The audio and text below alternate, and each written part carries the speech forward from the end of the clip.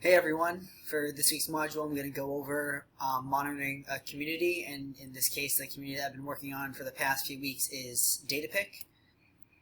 So to look into what the talk of the community is, I first want to start with the Facebook posts because that is the one that got the most attention. Our Facebook, the community posts consist of our posts and the interactions on them. There has yet to be someone who directly posts into our community, as in onto the Datapik Facebook page itself. Some of the examples that we posted in the recent weeks is owners created blog posts that we have. So as of right now, we're each writing, there's 3 owners, and we're each writing blog posts periodically, and that is going to be the majority of our content. It acts to explain what we are talking about. We're sharing them on our LinkedIns as well to get the word out there and make sure that we're reaching the right people. Other things that have to do with the community is we have some mentions. For example, when we were entering a startup contest, Justin Capelli here is pictured in mentioning Datapik and asking for people to vote for our company in the case of that contest.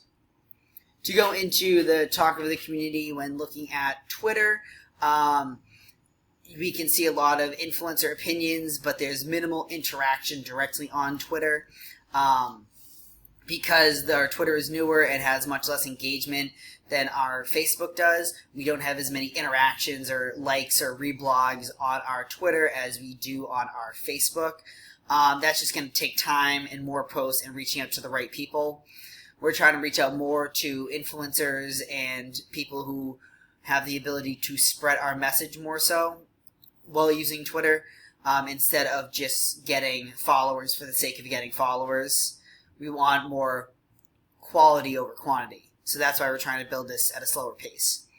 Influencers seem to talk a lot about traffic, targeted traffic to your Twitter page, targeted traffic in any marketing sort of campaign. The influencer, Jonathan Gabor, is trying to sell us his product and give us hints on how to increase our web traffic, so he's been very helpful to us.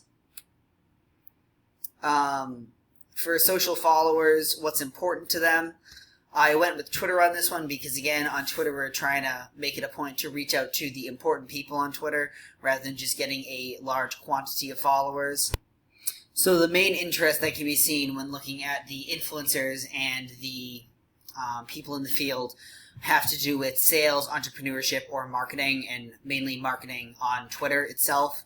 A lot of the people that we've chosen to follow and chosen to attempt to interact with have been people who are former entrepreneurs who have either sold their product or moved on to a new product, hoping to engage with them on the same status that we are where they were in the years past.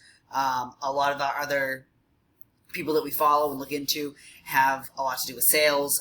These could be potential clients that we're looking at. They can be influencers who are focused on the sales space. As for on Facebook, we try to talk more about our natural language processing and exactly what the product does. And we follow people who are in those spheres of influence. So our followers on Facebook are interested in the product itself as well as the founders. A lot of them are people who support us. A lot of them are people who we have personally reached out to. And we've just found that our followers on Facebook are more engaged because we're able to post more content through Facebook. Some worries that the people in these spaces exhibit, seen either through looking up the sales tag on Hootsuite or actually reaching out to people in these spaces, and seeing the publications, the academic publications that have been on these subjects.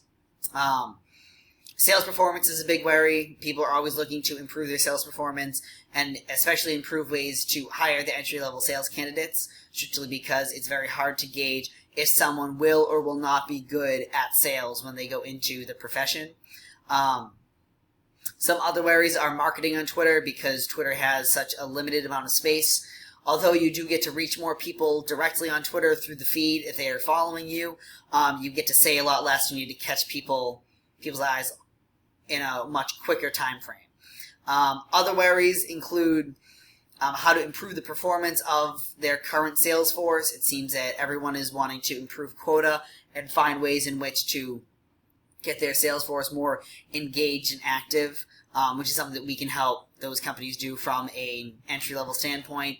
And then also how to better their teams. People are interested in bettering their sales teams as a whole, making sure that the morale is up, making sure that these people can achieve their quotas.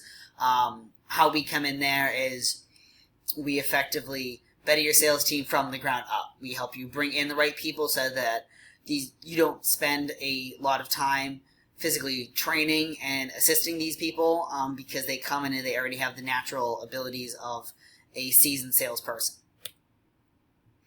Most popular social media platforms for us is definitely Facebook. Looking at the engagement on Facebook, there are so many more shares, comments, likes, just on the platform in general. We try to post a lot of the similar content on the Facebook and Twitter. One thing that really benefits us on Facebook is that we aren't hurt by a lack of posting. By using Facebook, we aren't expected to post every single day. We could post once or twice a week and still get the same amount of engagement from our followers, whereas on Twitter, it's kind of expected that you consistently post regularly on the platform. One thing that really shows how Facebook is better than Twitter is when you look at the Google Analytics that we have for our website. It shows that a majority of the people who are coming from social media onto our website itself to get further information or to ask for a trial are using the Facebook, or we attract them through the use of the Facebook. So that's one thing that we are hoping. The more time that we put into Twitter and the more effort that we put into building a presence on there, that will increase the drive from Twitter to our website, because the end goal is to get these people to go to our website itself and trial for a product. And I really think that the main reason that Facebook dominates is because our product is something that's very difficult to explain in 140 characters or less.